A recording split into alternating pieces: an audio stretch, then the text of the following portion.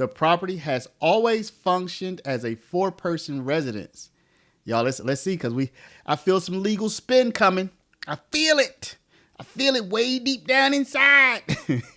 Let's see what they're gonna say. But here, Gilbert is saying she misrepresented the 5-unit building as a 1-unit building, not a 1 to 4, but only a 1, only for a single family, only for one family. Y'all, this would be a pattern. And we're back, y'all. Thank you for watching today. Go ahead and hit that like button, my people. You know that it helps us out a ton. And of course, it helps you because it helps us keep bringing you these stories every day. Now, y'all, today, your girl, Letitia James, she might be finding herself in even more hot water, people. Now, have y'all been following the Letitia James saga from the beginning? Earlier this year, okay, we're talking about way back in about January, February timeframe, reports started to hit X, Twitter, right? Reports started to hit saying Letitia James may have committed mortgage fraud. And after that first report, so many more reports came out about different things she had done, y'all. We have them all. Matter of fact, I think I'm going to create a playlist. I'm going to create a playlist on this channel so that you can just go through. I don't think any other YouTube channel in particular has documented all of these different allegations as thoroughly as we have. And we have to give a shout out to Sam Antar because many of these revelations, allegations have come from him. And there have been other independent people who have been going out and doing their own investigations. And it seems like the one today comes from Joel Gilbert, who seems to have some connection to Antar. I guess they know each other. Maybe they're friends. They have been in photos and videos together. So, y'all, this all goes back to Letitia James, your girl, claiming that an apartment building with 5 separate units, 5 apartments inside of this building. The allegation is that though there are 5 inside, 5 different apartment living spaces, not one unit with 5 rooms, 5 different apartments, right? The allegation is that she claims that this building on mortgage documentation, she claims the building only has 4 units. And the reason why is because due to certain guidelines, when you have 4 or fewer, 1, 2, 3, or 4 units, you can claim it as a principal residence, like your principal residence. It does not have to be classified as an investment property. But when there are 5 or more, typically, that's going to be an investment property. So you'll get different mortgage rates. You'll get different insurance rates. You'll get different terms. Okay. So it behooves you. If you have 4 or fewer units, you don't want that 5th unit, right? So let's say you could divide one and make it into a 5 unit. You would have to calculate, okay, how is this going to affect my taxes? How is this going to affect my interest rate if I need to refinance? How might this affect my insurance rates? You would have to do the math because everything is probably going to increase if you go from 4 to 5. Okay. So now Letitia James is fighting these allegations right now. She's not in court yet, but there are subpoenas. Apparently there's a grand jury. So she's fighting these allegations. And now it appears that Joel Gilbert has found yet another example of her allegedly having committed this same type of mortgage fraud. So let's take a look. But before we do, y'all, make sure you take care of your money. I'm not going to make this a long one, y'all. Go to Paralegold, PARALEGOLD.com or call 844-651-8334, 844-651-8334. If you have $50,000 to $100,000 or more in your retirement, protected from inflation, protected from monetary debasement, you're about to retire. Make sure your money's still there and it's still worth something by investing at least some of it in gold. Talk to our partners at Augusta Precious Metals. Go click the link now, get the free information, and protect your precious retirement. Here it says, busted again.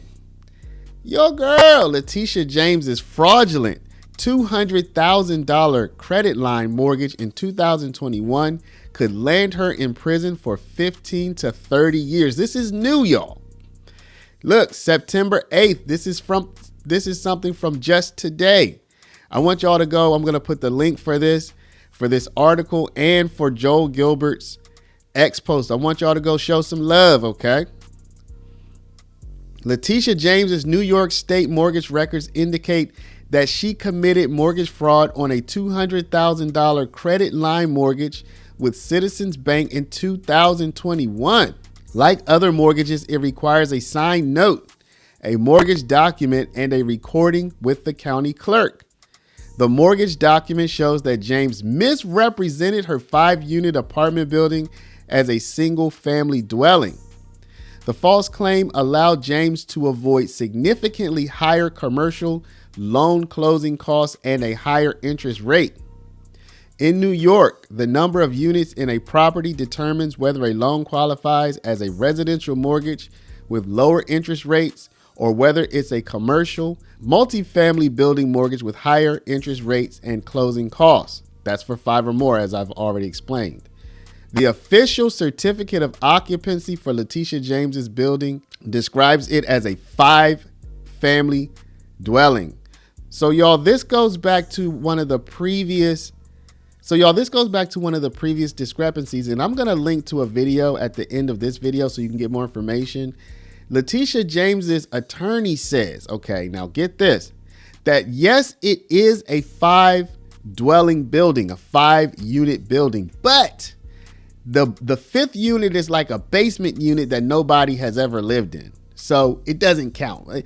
He's kind of saying because it's never been used, it doesn't count. Now, is that correct? If you were to go to sell it, wouldn't it be you be selling a 5-unit building, right? Because even though you didn't use it, that doesn't mean it doesn't exist.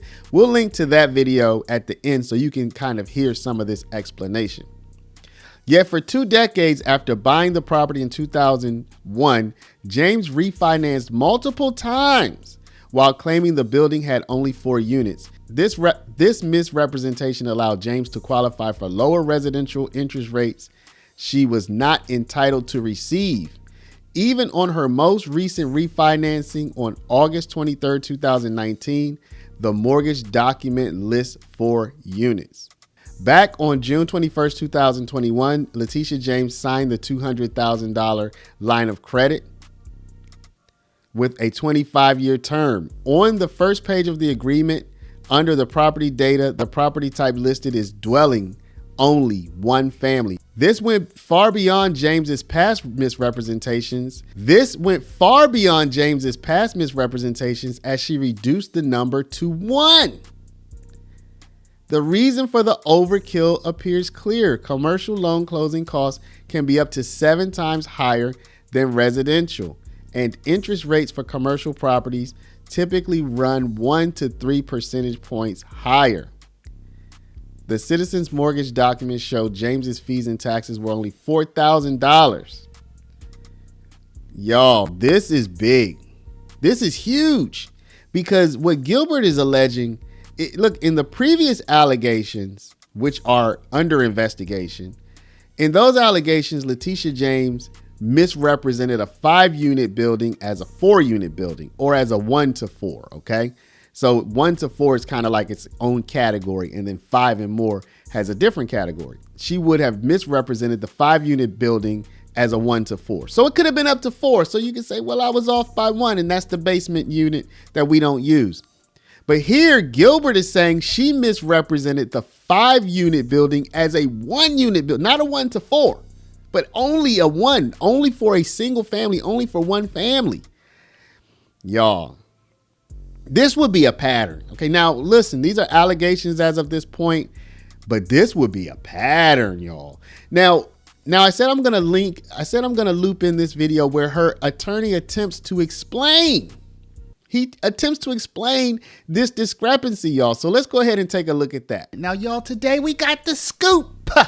We got the scoop for you. Your girl, not my girl, your girl, Letitia James, she has lawyered up, and her lawyer has officially sent a letter to Attorney General Pam Bondi. This looks like a 33-page letter, so you know I'm not going to read the whole thing, even though I should. That would increase the view time, which is good for the channel.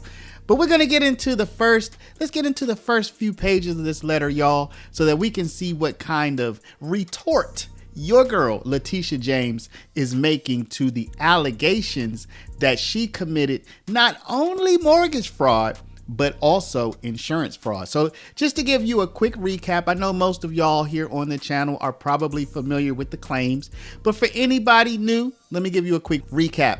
Letitia James is accused of having done three things. Now, I think some of this may be outside of the statute of limitation, and I will tell you about that.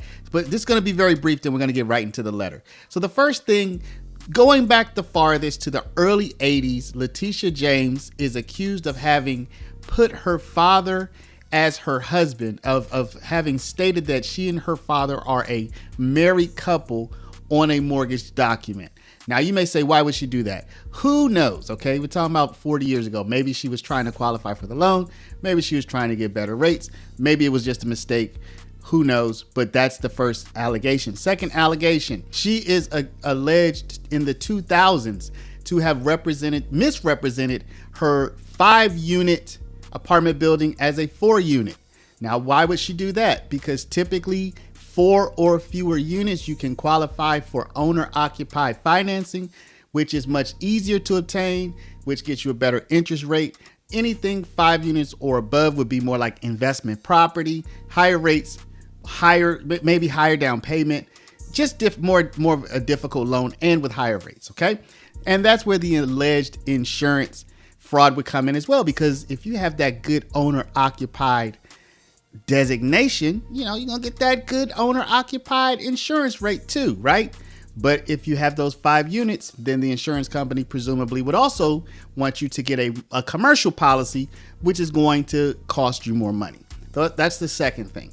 Third thing, and this is just 2 years ago, she allegedly stated on even yet different mortgage paperwork that she was going to be owner occupying a Virginia home that she purchased with her cousin or with some other family member. Obviously, she can't do that because she lives in New York, because she is the New York State Attorney General. Whew. All right, y'all. So now we're all caught up. So all of that has led to an actual criminal referral to the Office of the Attorney General. That is Pam Bondi. So now your girl, Tish, has lawyered up. She's taking this seriously. And this is what her lawyer has to say. Let's get into it. Dear Attorney General Bondi, I represent New York State Attorney General Letitia James and have reviewed U.S. Federal Housing Director William Pulte's April 14, 2025 letter titled Criminal Referral. I write to address the latest act of improper political retribution, this time directed at Ms. James, publicly instigated and endorsed by President Trump.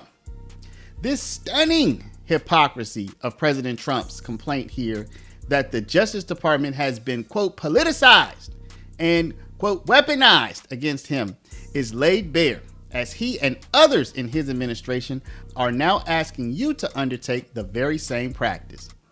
This so-called criminal referral, which recycles long disproven allegations and is based on media reports, lacks any credible foundation.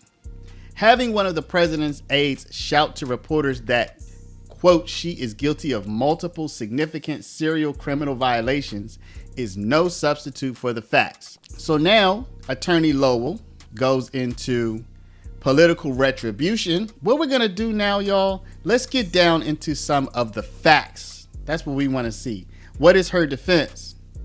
In 2023, Ms. James assisted her niece, who needed financial support with the down payment to purchase a home in Norfolk, Virginia.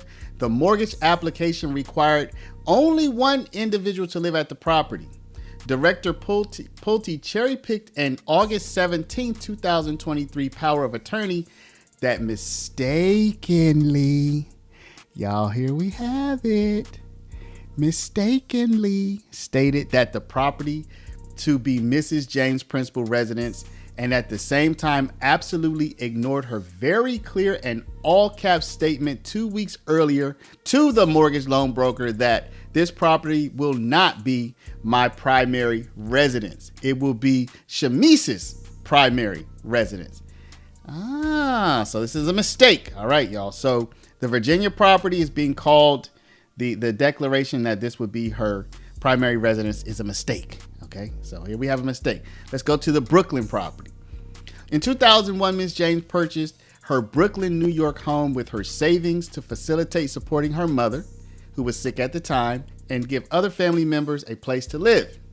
Ms. James and her family members have lived there since 2001. The co-occupancy dwelling has 4 floors, and for as long as Ms. James has lived there, the property has always functioned as a 4-person residence.